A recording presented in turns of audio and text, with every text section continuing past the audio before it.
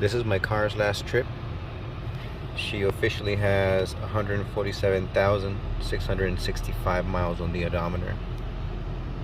Check charge system never went away, even though I replaced just about everything. I got the car up on jack stands. I started just by taking off these clips.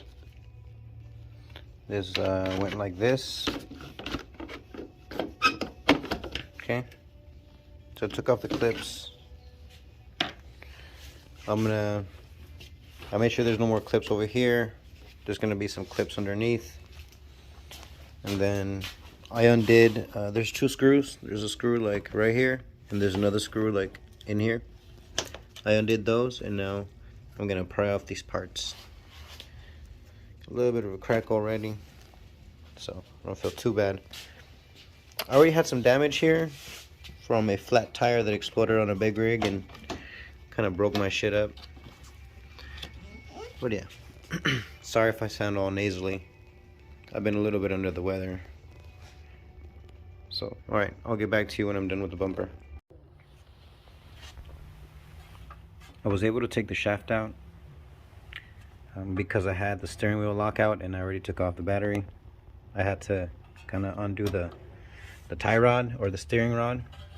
This thing right here was attached to over here. It's a 17 millimeter nut. Has a little cotter pin. You back it up, and then once you undo that, it allows you room to move this, and then you have to undo that one down there. It's a ball joint,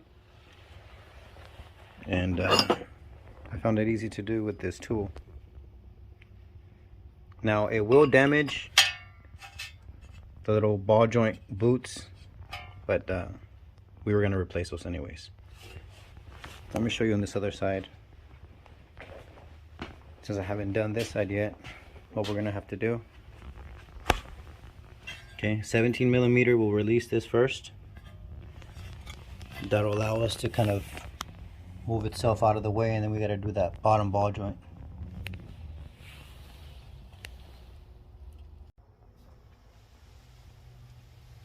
The second shaft is out.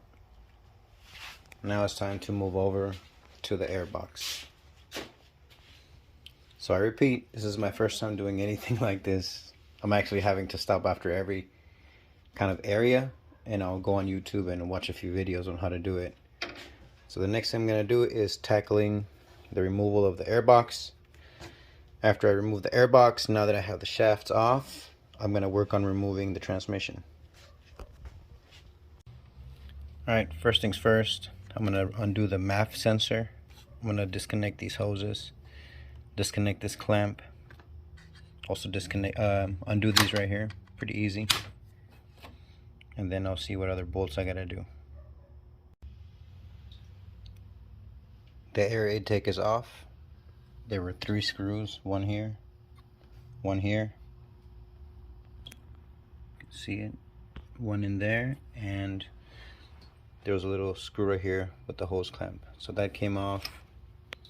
Had to undo this connection to the bottom of it, but the intake is gone. Next, I think I'm going to release this clutch master cylinder or slave cylinder,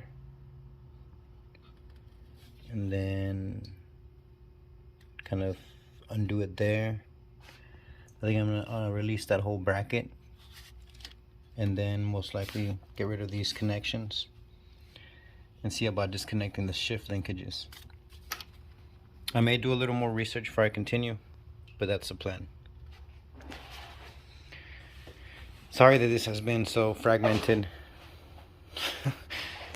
I have no idea what I'm doing, but I'm doing it. So we're gonna continue next time. I don't want to make this video too long, but so far we got the shafts out, we got the intake system. Next we're gonna see about dropping the transmission, disconnecting some of these lines, and hopefully pulling this engine out here pretty soon. Thanks for coming by either way. I'll catch you guys next time. Peace.